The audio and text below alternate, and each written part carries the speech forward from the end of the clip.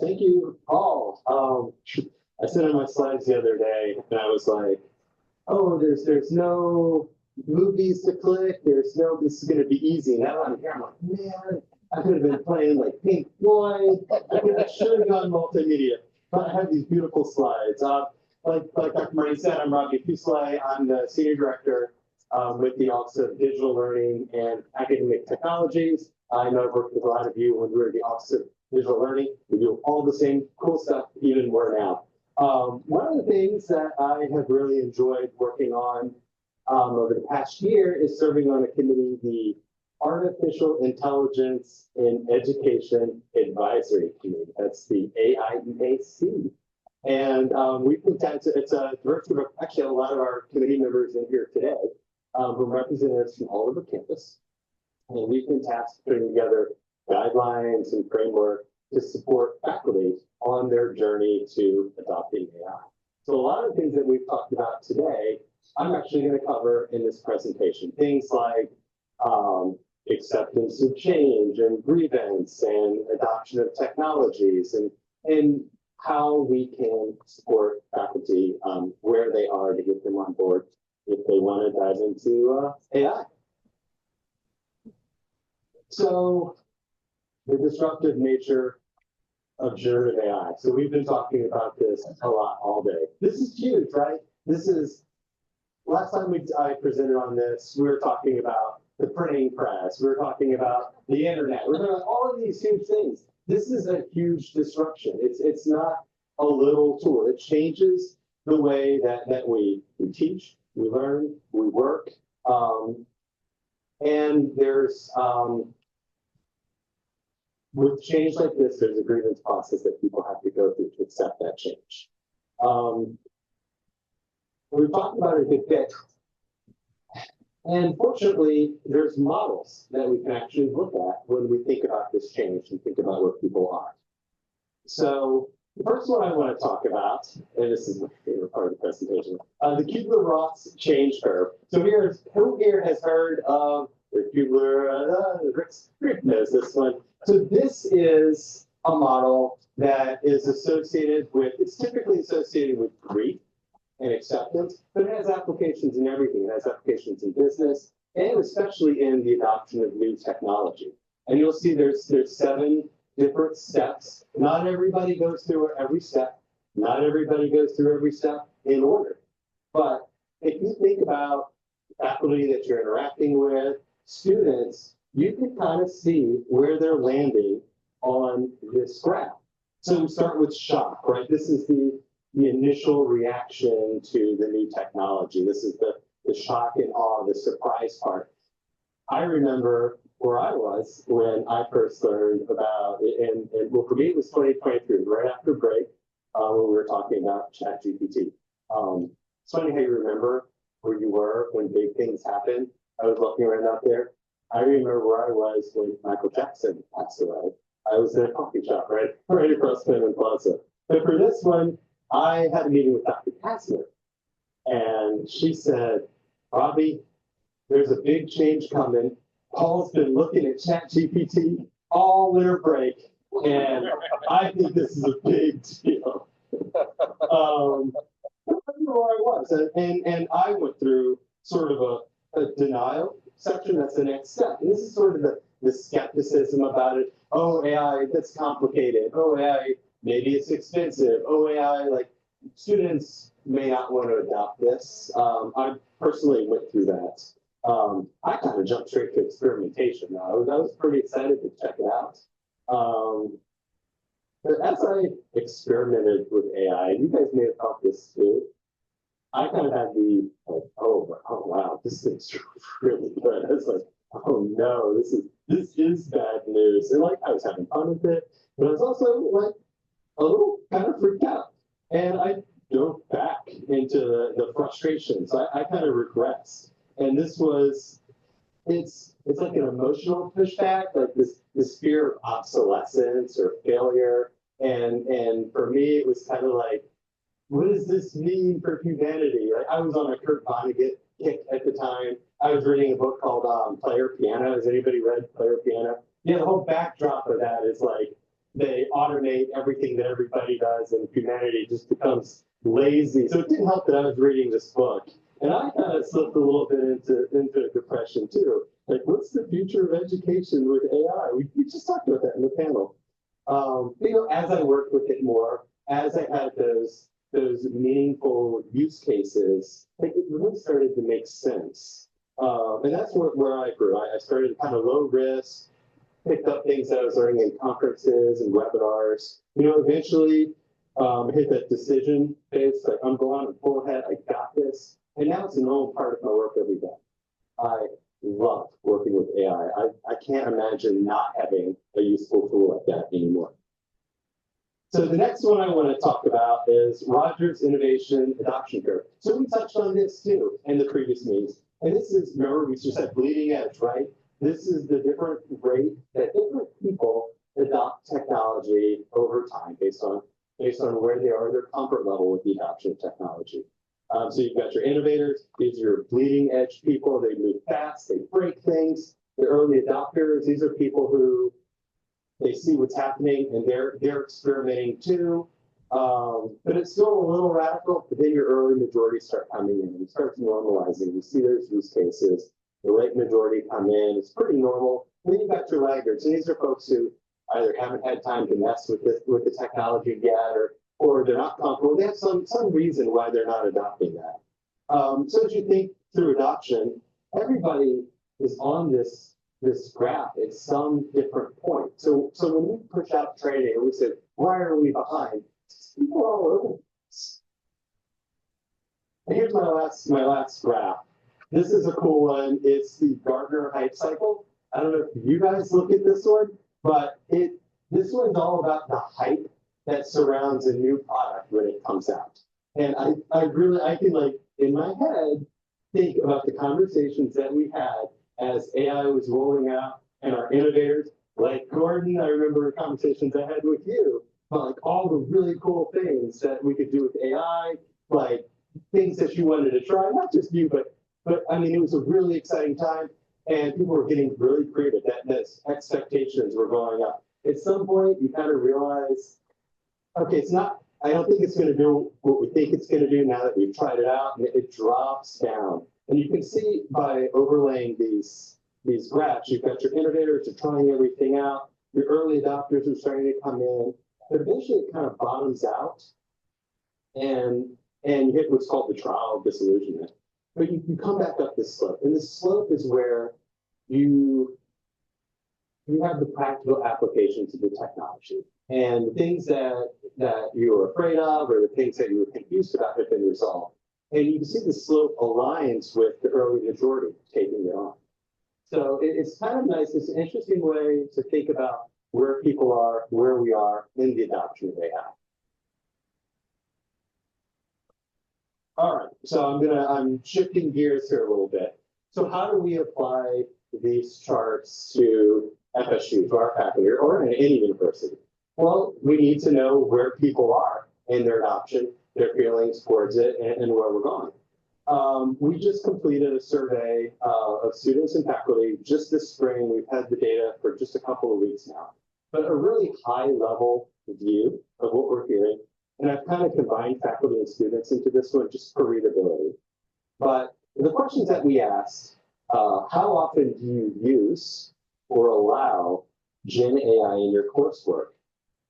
58% of our faculty said sometimes or often, not a little bit. Sometimes or often, 58% of the faculty who responded.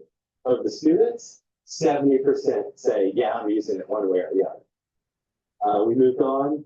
Gen AI helps me or students improve academic performance. So 32% of the faculty said, I think it's helpful for students. Students said 61%. This is awesome. Now, in our committee, we had some discussion as to what academic performance means. I think from the instructor's perspective, it's learning, and from the students, it's grades. So we have qualitative data to look at with that, but that's kind of the hunch. The next one, Gen AI, this is a faculty-only question. Gen AI helps me improve my teaching. So almost half of the faculty that responded to the survey said, yes, this is a useful tool for me. I feel confident in my ability to use Gen AI to assist me with learning and teaching. Like 52% of the faculty felt confident about their ability to use. 65% of the students. That's not bad. These numbers are higher than what I was anticipating. A few more. I have access to Gen AI tools that assists with coursework. 60% of the faculty said, yeah, I have the tools that I need.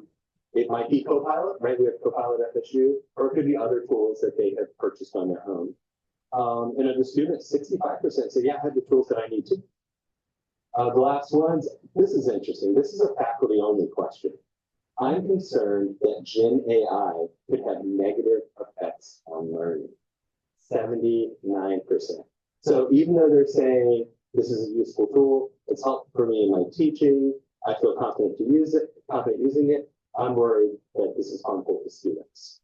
When we turn right around and we ask the students, how do they feel about it? I'm concerned that using Gen AI could have negative repercussions. And in the qualitative feedback, they're thinking about academic integrity, being accused of things that maybe they're innocent of. There were some comments in there about maybe I'm not learning as much as I could because I have these shortcuts in these schools. But 55% of them also had concern. And finally, I have received or provided clear guidance on the use of Gen AI in my classes. So 55% of these instructors said yes. I let students know exactly what they need to do for using Gen AI in classes. And 62% of the students said they know. I think that's pretty good. This kind of gives you a feel of where people are though. The students' numbers are higher in every category than the faculty. The use case is a little different, right? If I'm an instructor, I'm building out a course, I'm doing different type of work. I think the learning curve is a little bit higher to use this as a faculty member as opposed to a student. So, all right, I said one last graph, but really one last graph.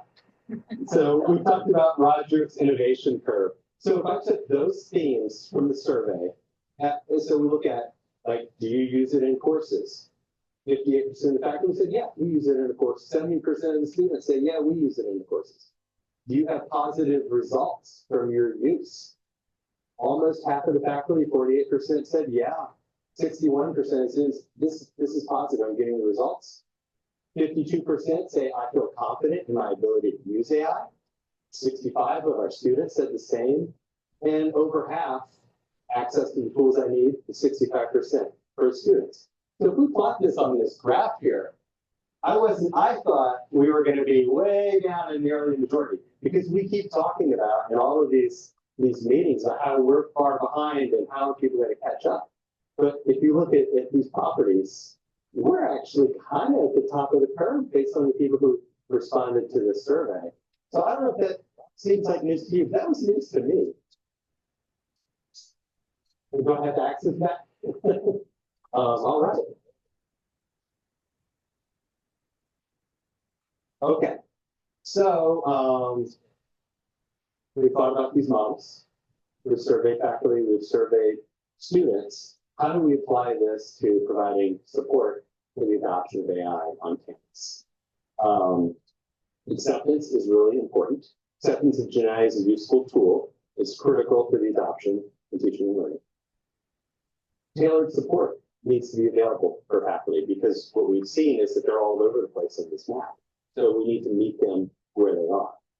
And finally, it's really important to note that faculty choosing to not implement Gen AI in their course still require training to make informed decisions about their approach. And we need to respect people who this is not the tool that's going to work for them.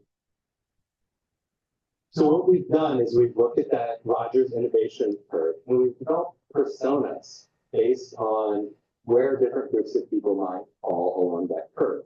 So we've taken the early adopters and the innovators, and we've grouped them into the advanced innovators. So these are the folks who are your risk takers, your innovators. They move fast, they break things. They're really creative in how they want to do it, work with generative AI. Our early majority, these are our early adopters who the dust has settled a little bit. They're ready to get in there and get working. They move forward with caution. They're they're enthusiastic, but they want to see evidence. Safe starters, now we're towards the back of that bell curve. They prefer tested, reliable technologies. They want assurance about effectiveness and safety, and they want to see effective use cases in the classroom. And our last two, we broke the laggards. Laggards isn't the best term, right, for French people, but we broke those in two different areas that we call the legitimate skeptics. And these are folks who have come out and said that they're worried about, Gen AI being dehumanizing. They feel that it doesn't work with their traditional teaching methods. They're worried about privacy, ethical implications, all the things that you've heard in meetings with faculty who are really hesitant to adopt AI. And finally, we have the undecided agnostics. And these are the folks that, despite all of the noise that's going on, just really don't have an opinion yet, right? They haven't had the opportunity to really dive into it. They're aware of it, but they haven't been exposed enough. And they're still out there. So we need to look at all of these people and meet them where they are. So there's some examples of custom support that we want to offer. We've actually built out a matrix, and you can kind of bounce back and forth depending where you are on this ladder. But what we see with the advanced innovators, based on the feedback that we've received, is so they're moving fast. They don't need a step-by-step guide on how to use things. They need help with procurement, software licensing, making sure that the AI tools that they're using are appropriate and safe, ethical considerations. One point that came up was the implication of experimental use across courses or programs. So if you have a level 1 course that's full AI use, and then the instructor for level 2 course says no AI at all, that's going to be really difficult for the students. So we need to think about how we use AI, how that works across the whole program. Our early adopters, they're looking for some general training to get moving, ethical use, policy and compliance, pilot programs, case studies. They're moving ahead, giving some tools to work with. Our safe starters, they want more established stuff. They're looking for step-by-step guides, hands-on training, workshops. They want use cases too. But now we're kind of getting in the stakes, and I'm like, okay, I got it. I'm going to do it. Give me something that works. And then finally, our legitimate, almost finally, our legitimate skeptics, they're looking for case studies, practical applications, training. Like, they really want to know, does this work? If I'm opposed to this, I need to make, a good case as to why, informed decisions, etc. And finally, the undecided agnostics. What they're looking for is just information. How is this being used? Is this something that I'm going to want to learn more about? So some of the types of resources that we're working on developing, we have generic sort of training resources available, but we're working on targeted resources now. The types of things we're looking for, like sample syllabus language. Right now, what we're recommending is the red light, yellow light approach. I think a lot of you have seen the red lights no, green lights go, yellow's in the middle. But expanding those tools so you can customize that in your syllabus to meet your specific needs for your discipline and your course.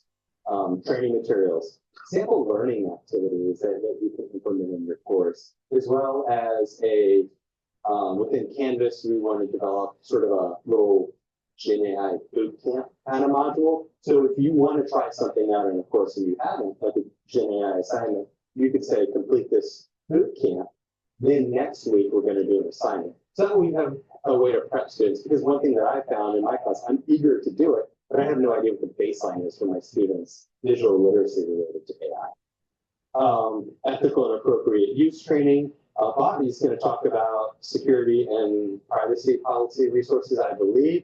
But we've got a whole committee working on those, and that's related to intellectual property, licensing, all of that. Networking opportunities with AI adapting faculty. That's like the coffee chats, events like this. I think having the opportunity for faculty to interact and share their stories, and experiment, have a safe place to fail. Vanessa talked about that one. I think these networking opportunities create that space. And finally, we're already offering workshops and consultations, but we're available to give one-on-one help to walk people through that process. Those are the types of things we have in the works. So, you're doing good. So here are my key takeaways for this little chat.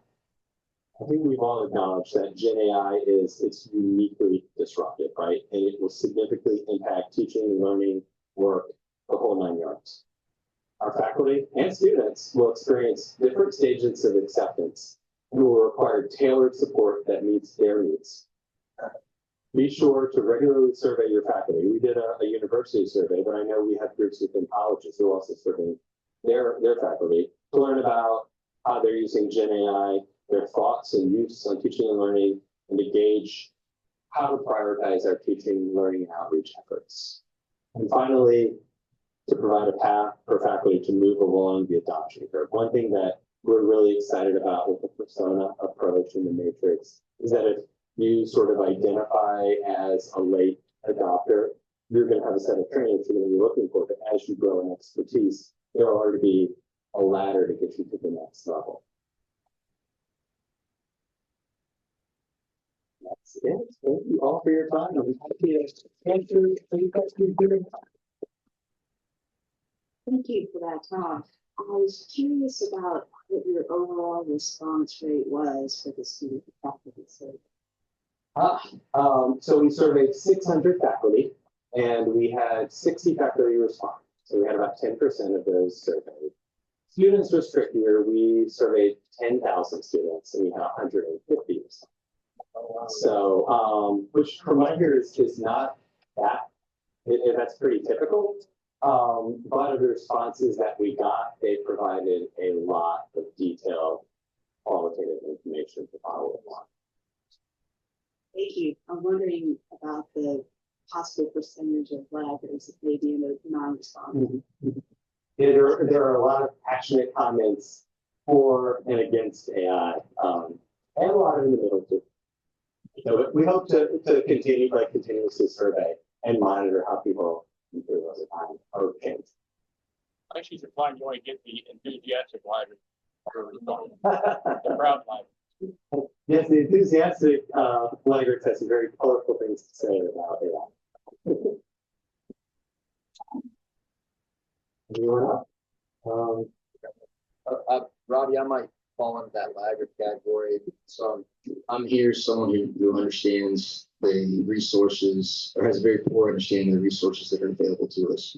And so I'm hoping maybe you can, I don't know, probably in the minority in this room, but maybe you can talk a little more about the resources that are available to us at FSU to help us adopt. Absolutely. So we have actually I don't know if you're going to talk about this in your presentation. Bobby might also talk about this too. So, yeah. So we've recently stood up a web page on it's ai.fsu.edu, and we have a faculty, staff, and student section that we're building out. And it's a pretty full-featured website. We've got, I think we're going to move into research too, but we have news, our current recommendations related to syllabi, and we're adding on policy. I'm looking for Bobby.